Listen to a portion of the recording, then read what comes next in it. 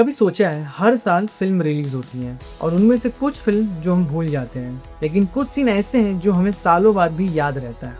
एक डायलॉग, एक लुक, एक कट, एक साइलेंस। हमारी चोरियां चोरों से कम है के? लेकिन अजीब बात यह है कि पूरी फिल्म हमें याद नहीं रहती, लेकिन वो एक सीन याद रहता है। खेलकूद अपनी जगह है, लेकिन पढ़ोगे लिखोगे तो किसी लायक बनोगे। तो आखिर ऐसा क्या है उस सीन में? आज हम एडिटिंग, इमोशन और स्टोरी टेलिंग के थ्रू समझेंगे कि कुछ सीन हमारे दिमाग में परमानेंटली क्यों रह जाता है। ह्यूमन ब्रेन फैक्ट्स या इंफॉर्मेशन याद नहीं रखता, इमोशन याद रखता है। आपको स्कूल के नॉर्मल दिन याद नहीं होंगे, लेकिन पहला प्यार, पहला हार्ट ब्रेक, लाइफ का कोई एम्बैरेसिंग मोमेंट, ये सब याद होगा।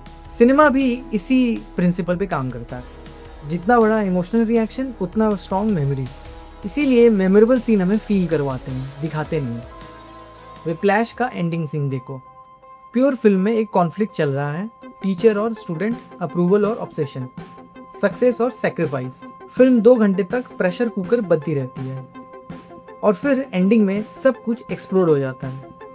एडिटिंग फास्ट हो जाता है, म्यूजिक पीक पर पहुंचता है, रिएक्शन शॉट्स एक्सेलरेट करता है और ऑडियंस को इमोशनल रिलीज मिलता है। ये सिर्फ ड्रम सोलो नहीं है, ये पूरी फिल्म का इमोशनल पे ऑफ है और इसीलिए याद रहता है।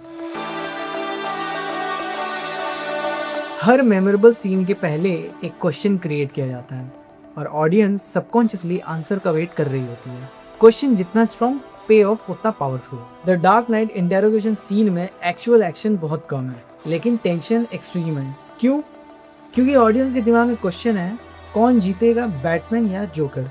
और सीन कंटिन्यूसली पावर शिफ्ट करते रहता है। कभी लगता है बैटमैन कंट्रोल में है, कभी जोकर। ये अनप्रिडिक्टेबिलिटी ऑडियंस को स्क्रीन से चिपका के रखती है। हम आउटकम देखने के लिए फोर्स हो जाते हैं और इसी वजह से सीन याद रह जाता है।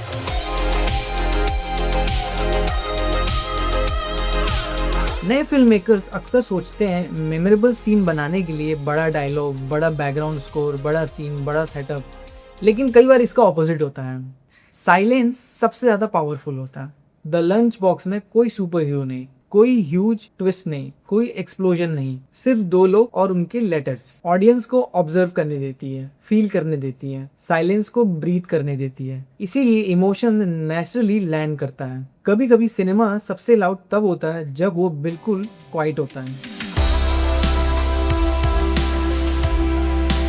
एक कॉमन मिसकंसेप्शन, लोगों को लगता है मेमोरेबल सीन एडिटिंग की वजह से मेमोरेबल बनता है। पार्टली ट्रू, लेकिन बेस्ट रेटिंग वो होता है जो दिखाई नहीं देता, जो ऑडियंस को सीन फील करा देती है। एडिटर का काम फ्लैशी कट्स लगाना नहीं, इमोशन को गाइड करना है। कब कट करना है, कब नहीं करना है, कब ऑडियंस को इन्फॉर्मेशन देनी है, कब वेट करवाना है, ये डिसीजन ही मेमोरेबल मोमेंट्स क्रिएट करता है।